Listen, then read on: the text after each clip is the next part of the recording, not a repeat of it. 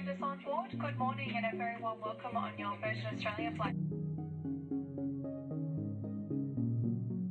We have arrived in Uluru, which is sometimes called Ayers Rock, but the appropriate name is Uluru, which is the name that the indigenous people gave it well over 10,000 years ago.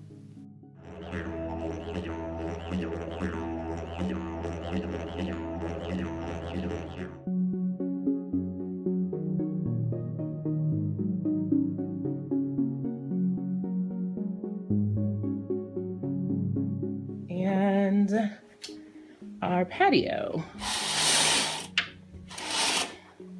Look at that wilderness, desert wilderness.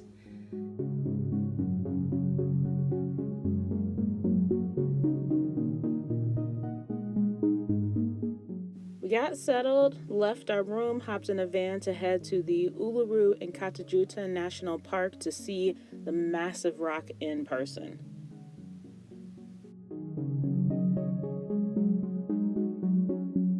Historians estimate that this large sandstone formation developed around 550 million years ago and at one point in time was underwater.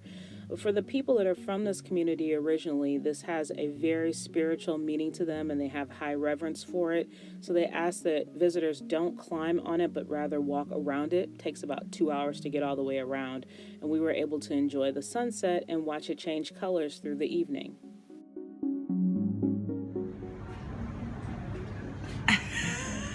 This is supposed to keep flies away.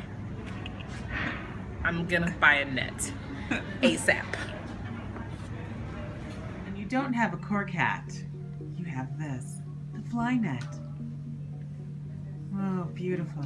Adjust the string at the bottom to keep those nasty flies out.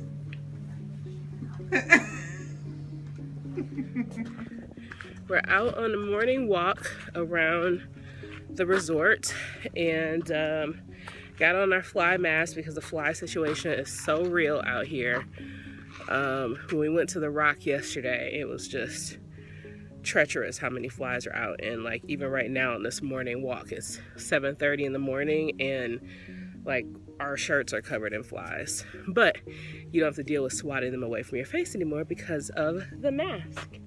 So now we're trying to figure out how to get back where we came from.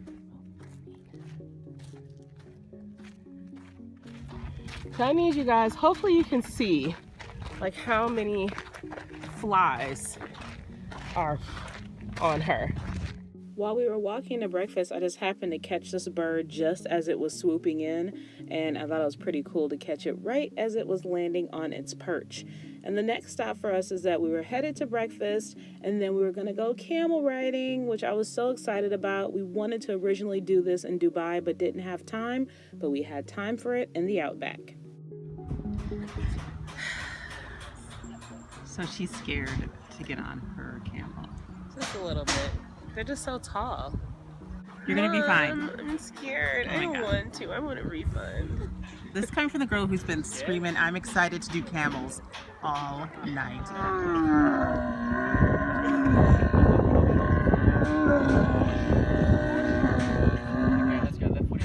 She had two beers.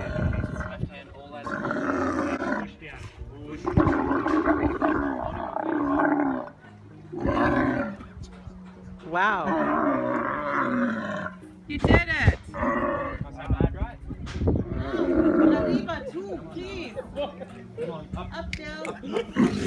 Ooh, he turned around. You said, shut up. Up, Jill. Come on up, Jill. Up, Jill.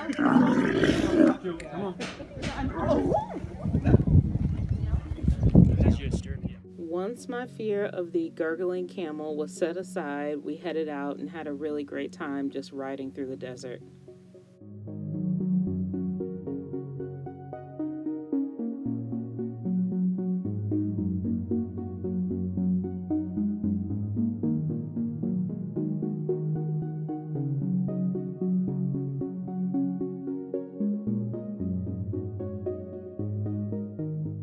The ride gave us a great opportunity to see the rock from a different angle and to see it while the sun was pretty high. It was really bright and orange, and this is our crew that we were riding with.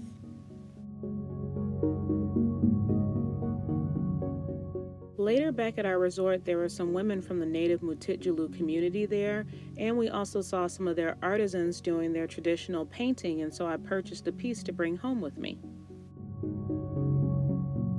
Another thing we had to see was the Field of Light, which is this massive art installation.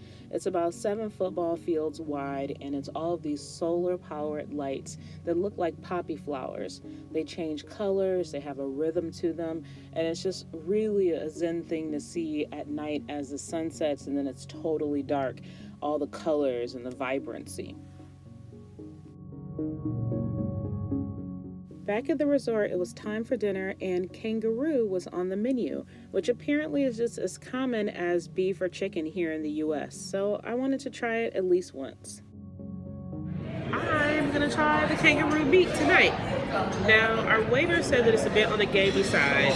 I like gamey tasting meat, so that is a-okay with me. Let's see what it tastes like.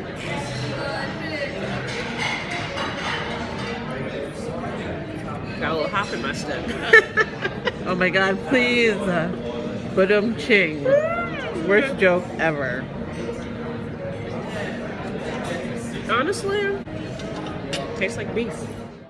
Our next stop is a quick layover in Sydney, and then we're off to Bali.